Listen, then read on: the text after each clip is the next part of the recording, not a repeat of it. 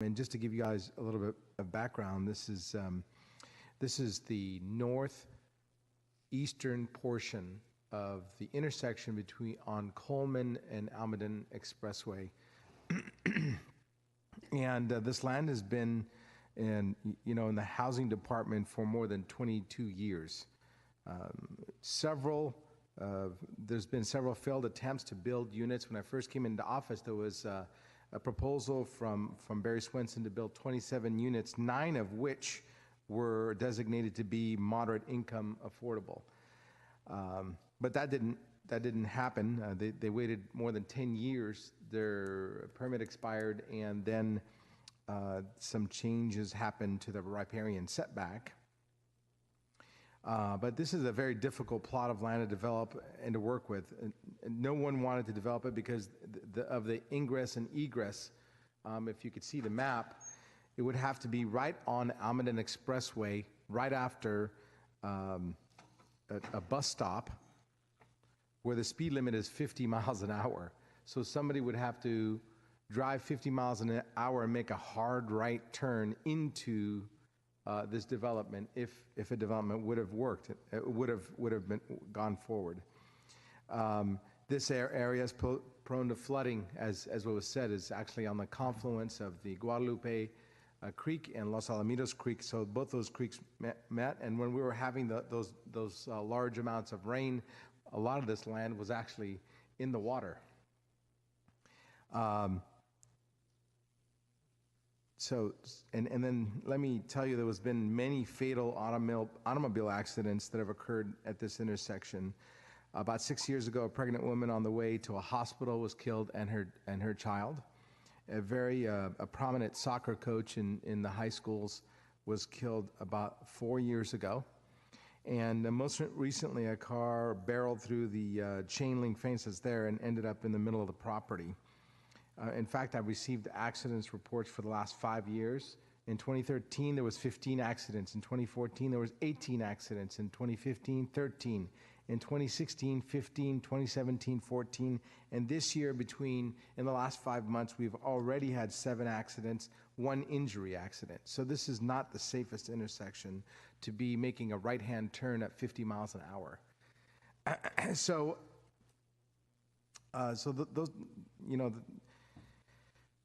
In 2014,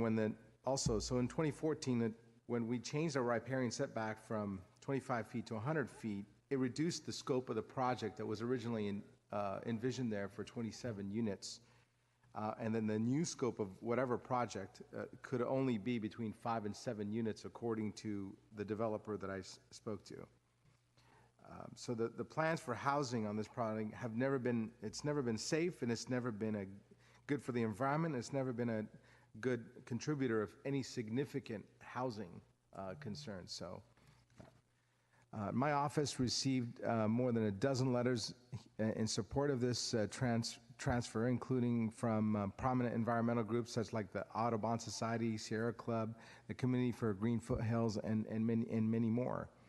So this plan will contribute to the housing development, because we'll actually give the housing department some money to work with. This plan will prevent an increase in deaths and accidents, and this plan will expand Almaden Lake and save this small property for recreation and habitat that will make this an asset for our community. And that's why I'm hoping that all of you will support me on this as I make a motion to accept the staff recommendation. So. Vice Mayor. Thank you. So I just have a couple of questions, well, a few questions. So it is currently open space, and I guess the question, Angel, if we were to leave it open space, I mean, and it's for Angel or Jackie, I mean, no, there's been no interest in developing. There's been, it's been sitting there for 22 years as open space. I don't understand why we would now make any sort of improvements to it. Councilmember Khamis expressed it very eloquently. There's been quite a number of accidents there. why would we even consider investing in it at this point? If we just leave it open space and not do anything and just it as is, instead of investing the kind of funding that we're looking at and taking funding from the Parks Department. Yeah, Councilmember, I mean, just given the constraints on the property, yeah, you can't do a whole lot. What we are doing in the short term is looking at weed abatement, but there's an actual housing trigger here that Jackie can describe in terms of tied to the funding that originally purchased this. And if I can chime in, state law this property was purchased with low and moderate income housing. State law requires that it either be used for low to moderate income housing. If you're going to use it for another purpose, you have to pay back that money and replenish the low and moderate income housing fund. So it's really a state law requirement. I mean, ideally, yeah, it's owned by the city, but it was restricted funds that bought it. So you need to replenish those funds if you're going to use it for an alternative purpose. Mm-hmm. That is correct. So we were actually running out of our 5-year time clock, so we had to take an action this year to either develop the site, to ask you for an extension to allow us to develop the site, or to sell the site. And to sell the site at what is perceived as We market are value. Appraised at the value. appraised value.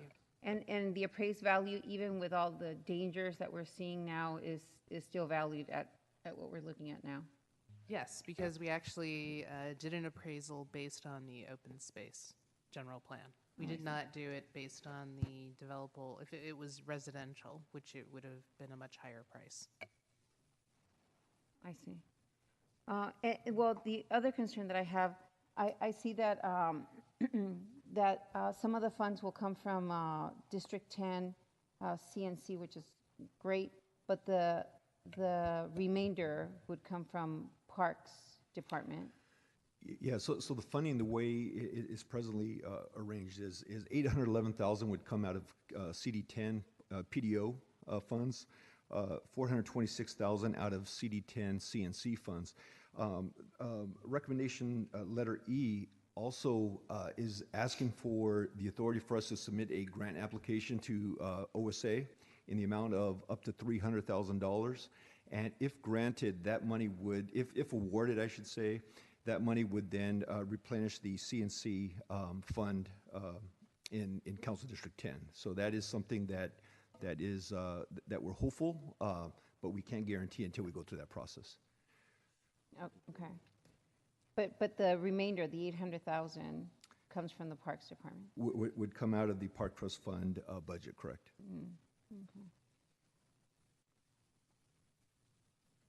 Okay. So, so at the end of the day, this is triggered by a state law. At the end of the day, there's nothing that we can do to get out of this. There's nothing we can do to get out of it. The state would actually force us to do the sale. So if we did not develop it at this point in time, there is state law that says you must sell it, and they would require that. This is one of the last remaining vestiges of state redevelopment law that still exists, and it's anytime you purchase property with low, moderate income housing money, you needed to either use it for housing money or replenish the fund. Yeah. How unfortunate, because I can envision what I could do with those $800,000 in, say, Welch Park or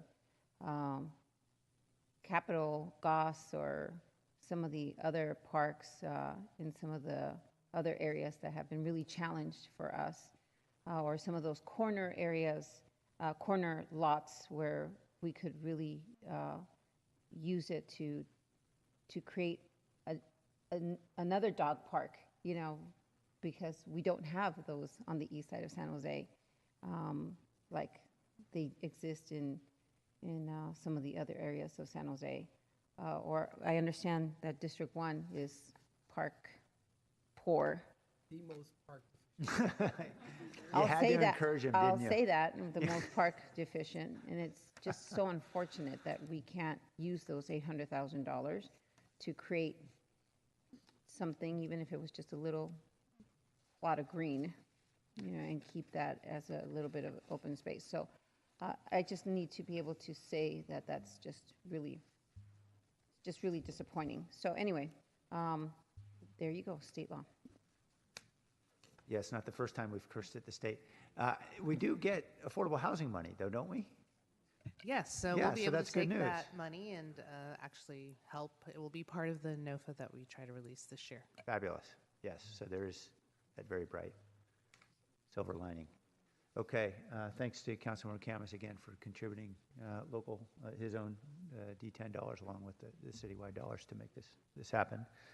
Mayor, those are, and also Almaden is a regional park. We often have people from many other districts, especially for our 4th of July event and our Art and Wine Festival. This is not a park that is enjoyed only by my district, and we have plenty of people from District 9, plenty of people from District 2, 7, 6. Many people from every district come in, and I don't treat this like it's my own, my own necessarily park. I just thought it was a good, elegant solution to the problem of getting more money into the department and potentially getting a risky intersection not to have a driveway, another driveway to deal with. So I really appreciate all the hard work that you guys, I know it was a long, hard, struggle trying to find the right way to do this, and I appreciate all the things that you guys have done to make this happen. So thank you very much. Mr. Mayor. Vice Mayor? Mr. Mayor, no, and I appreciate that as well. I'm glad that it was cleared up also regarding the state trigger. But I also just want to be able to say that I love Almaden Lake because this is all our city. It belongs to all of us, and we try and get to all of the assets that we have throughout the city when we can get to them. But that we recognize, and you know this, Angel and Jackie, of course you know this because you work with our population, that there are some folks that can't get to some of those beautiful assets, right? So we try and create those assets where folks are that can't get to, the bus lines that don't travel to some of those beautiful assets, right? And so, so those who are very privileged or have an opportunity to enjoy them, really enjoy them, and I happen to be one of the lucky ones. I can take my children to Almaden Lake and run a couple of laps around the lake, and so I love it. But I recognize that a lot of my residents just can't, or a lot of the residents around Welch Park can't. And so just whenever we have an opportunity to take those $800,000 and be able to create something else, or again, a dog park that we're going to have that little strip on 31st Street for the first time ever, a dog park, because we have dogs on the east side of San Jose. And so our residents on that corner are going to be really, really happy because we finally have something. But, District 5 is big and East Side is big, and so only a few people are going to get to enjoy that with their puppies. But so I just wanted to be able to make that very clear. And I also just want to be very clear that that when we talk about enjoying those assets, not everybody can enjoy them. Not everybody can get to them. So we can't always assume that citywide assets are accessible or available to everybody. Councilmember Prowse? Just briefly, and I do support this. I'm just curious, Jackie. One of the responses I get from a lot of my constituents are, when are we going to start spreading the love around the city in regards to affordable housing development? Certainly, this is a site we won't be doing that on. What does it look like for District 10 in regards to other sites that we may hold currently the property to? So we actually own another site in District 10. We have a site called Gallup Mesa that we have been working on having that developed. So we anticipate that will probably come in for funding at some point in the next 12 months. Perfect. Thank you. Okay, other questions? Councilman Khamis, did you have?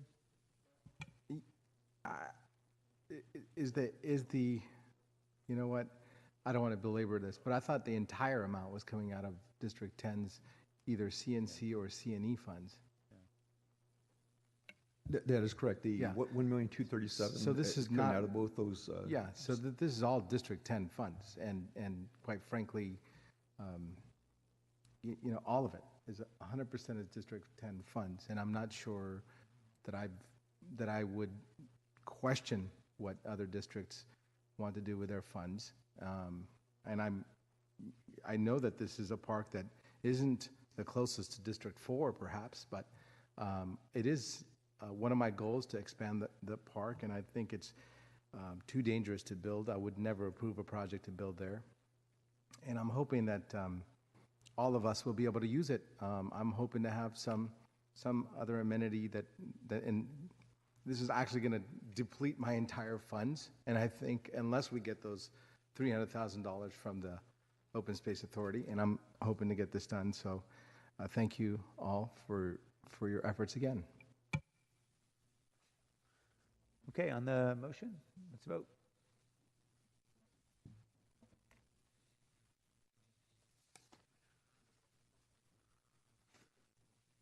Motion passes. On to 4.2, actions related to vacation and setback easements located on Quinto Way.